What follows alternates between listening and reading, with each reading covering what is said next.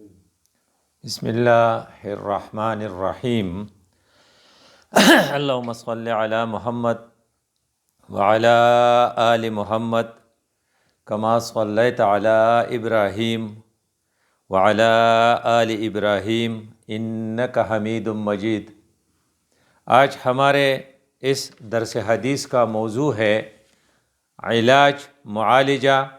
احادیث کی روشنی میں۔ جس طرح بھوک اور پیاس کو دور کرنے کے لیے کھانا پینا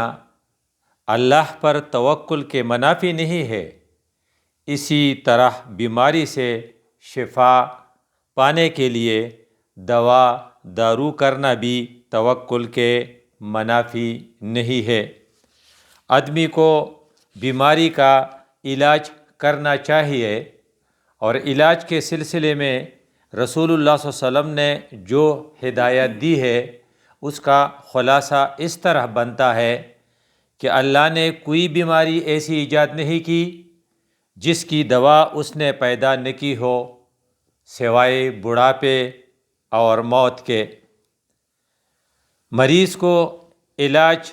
کرنا چاہیے، یہ اللہ پر توکل کے منافی نہیں ہے۔ بیمار پڑنے پر آدمی علاج کرائے اور شفایاب ہونے پر وہ اللہ تعالیٰ کا شکر ادا کرے کہ اس نے اپنے فضل و کرم سے اسے شفا بخشی اور دوا کو اثر کرنے کی اجازت دے دی۔ ہر دوا میں خاصیت اور فوائد اللہ نے رکھے ہیں، اس کی اجازت کے بغیر کوئی دوا حصول شفا کی باعث نہیں ہو سکتی۔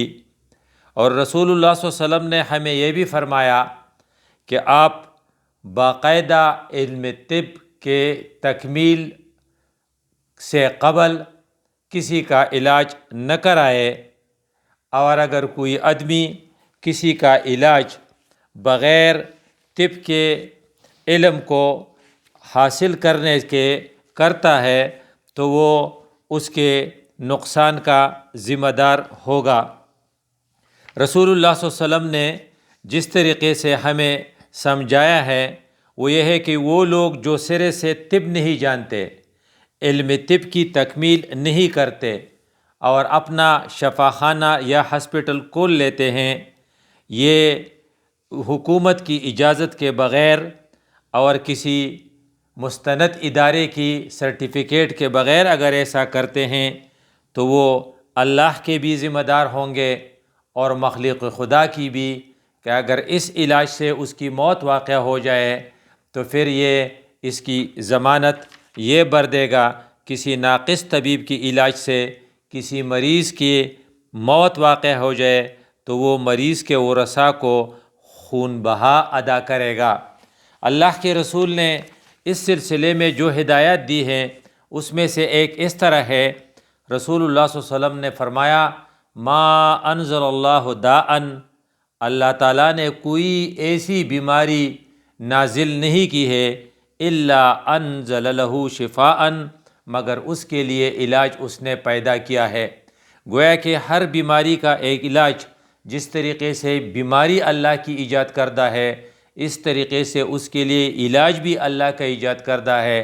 لیکن اگر کسی بیماری کا علاج نہیں ہے تو اس کا مطلب یہ ہے کہ علاج ہے لیکن ہمیں معلوم نہیں ہے۔ یہ بات ہمیں ریسرچ پر ابھارتی ہے، تحقیق پر ابھارتی ہے کہ آپ تحقیق کریں اور اس کا علاج آپ کو مل جائے گا۔ گویا کہ اس حدیث میں ہمارے لیے ایک قسم کی ترغیب ہے کہ ہر بیماری کا علاج ہے لیکن آپ اس کو ڈھونڈیں، اس کے لیے تحقیق کریں۔ پھر رسول اللہ صلی اللہ علیہ وسلم نے فرمایا لِكُلِّ دَاءٍ دَوَاءٌ، ہر بیماری کا علاج ہے۔ فَإِذَا أُصِيبَ دَوَاءُ الدَّاء، جب یہ دوائی بیماری تک پہنچتی ہے بَرَأَ بِإِذْنِ اللّہ، تو یہ آدمی اللہ کی اذن سے شفایاب ہو جاتا ہے۔ یہ حدیث ہمیں بتاتی ہے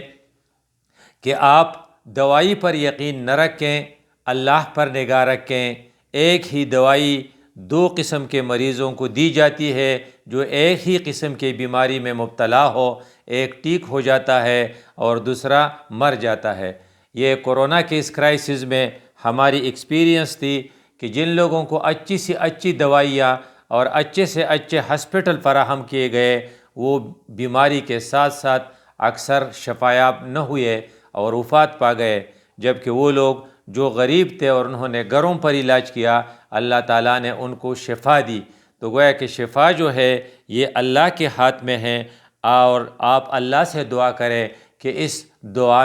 دوائی میں وہ اپنا اثر ڈال دے۔ اب اللہ کے رسول نے ایک اور طریقے سے ہمیں سمجھایا، تداؤ، آپ دوائی ضرور کریں، فإن اللہ تعالی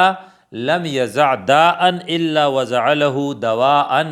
اللہ نے کوئی بیماری ایسی نہیں بھیجی جس کے لیے اس نے علاج ایجاد نہ کیا ہو، غیر داء واحد، ہاں ایک بیماری ایسی ہے جس کا کوئی علاج نہیں ہے، الحرم، اور وہ ہے بڑھاپا۔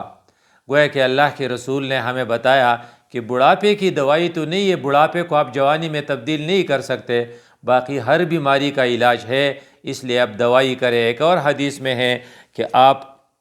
اللہ کے رسول نے فرمایا کہ اللہ تعالیٰ نے ہر بیماری کی دوا پیدا کی ہے